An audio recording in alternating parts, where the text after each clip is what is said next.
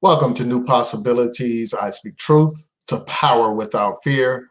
So I want to encourage you all to follow my page on Twitter at New Pos Blog. Also, I want to encourage you to like my Facebook page, New Possibilities. So let's go ahead and get right into it.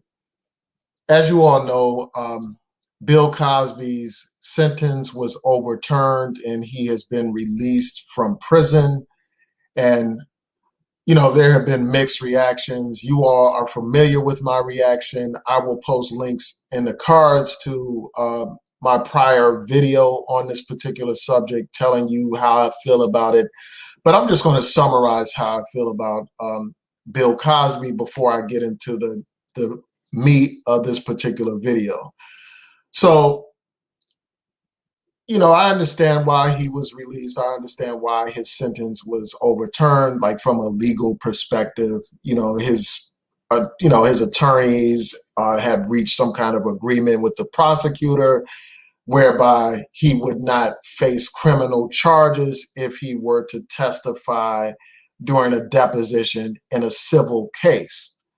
And so because of that agreement, the Supreme Court in Pennsylvania decided that it violated the agreement, basically, for the prosecution to go ahead and bring charges against Cosby after a prior prosecutor had reached that agreement with Bill Cosby.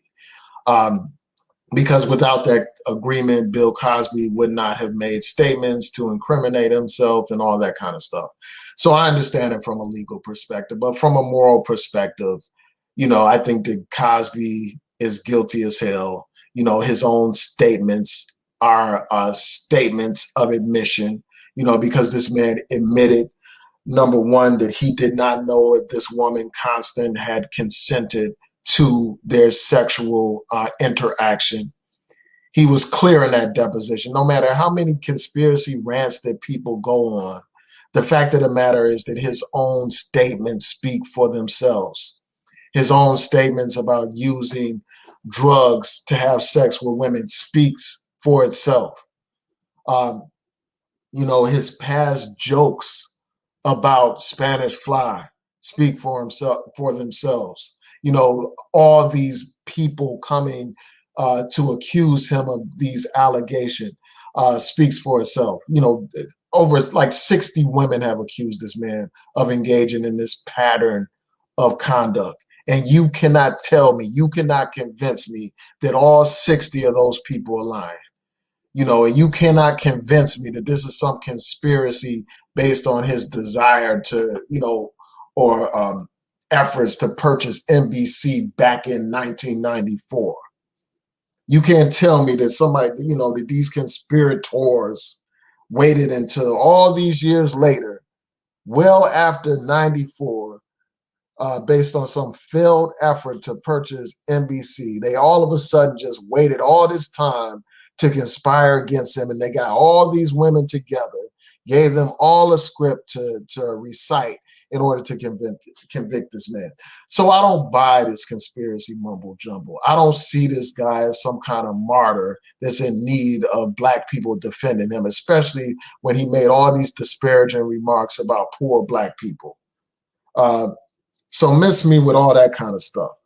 But anyway, I want to get into this development around Phylicia Rashad. After Bill Cosby's sentence was overturned and after he was released, she put out a tweet, and that caused a lot of controversy.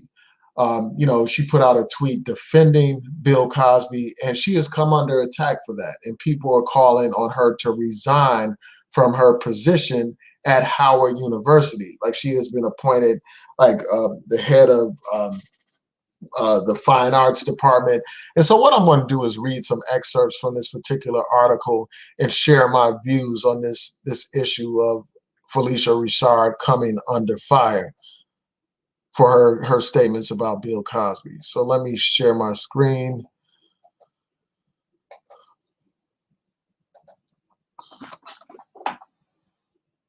Okay, so this is an article that I saw on The Root. I encourage you all to read it. This will be posted in the description box to this video.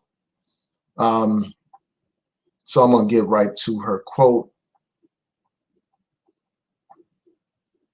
So this is what Phylicia Rashad put out. She put out this tweet that said, "Finally, a terrible wrong is being righted, a miscarriage of justice corrected."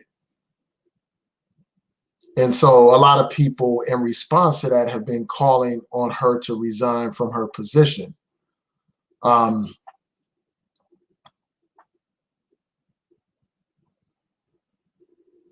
just bear with me a second.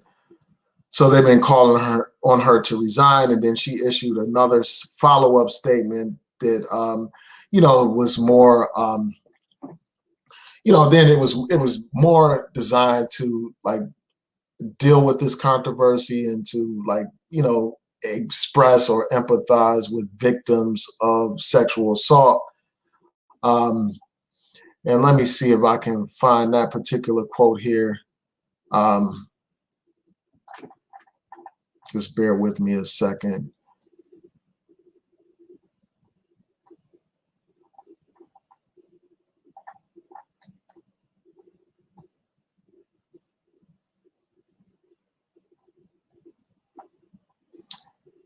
Yeah, so, and then also this woman, before I get to that quote, this woman in this article points out how, nobody should really be surprised that Phylicia Rashad defended Bill Cosby, because in the past she's defended him. Back in 2015, she said, "Forget these women.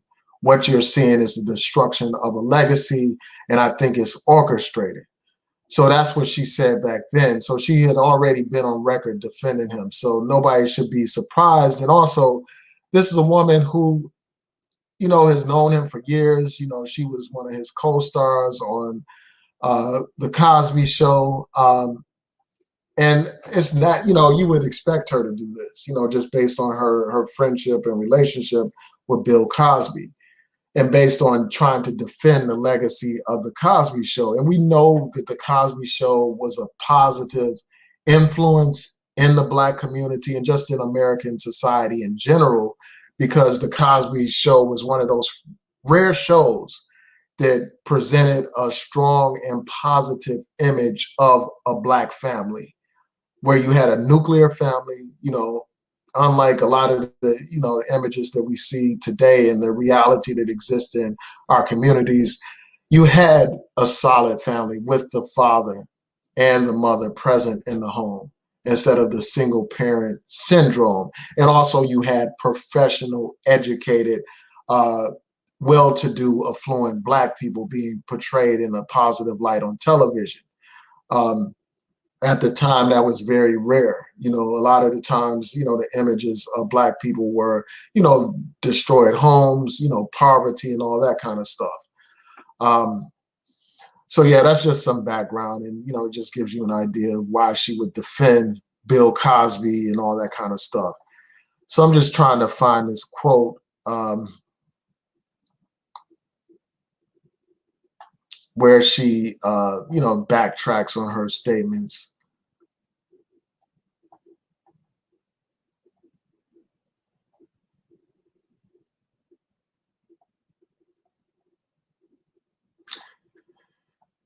Yeah, so I can't find it right here. But basically she identified with the victims and stuff like that, and said she basically wasn't trying to disparage them or anything like that. And she, understands the suffering of the, victims and all that kind of stuff. Basically a sympathetic statement towards the victims. So that's basically what she said during, her response to the controversy and stuff. And what I'll do is just post a link to another article that goes into detail about it, instead of searching for that information now and wasting your time.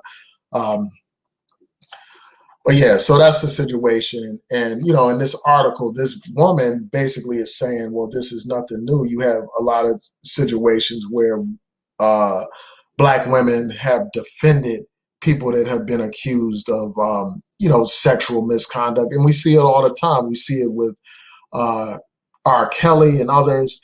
And so let me read a couple of quotes from this particular article, where it talks about, like, this whole problem that happens. So this woman says in the article, "This was not the first time that an older Black woman I revered as a child disappointed me as an adult. Growing up, I recall Black aunties and moms whispering about my female classmates who were fast. It goes on to say, my mother nicknamed one of my classmates Hot Butt based on rumors that she had heard about her promiscuity.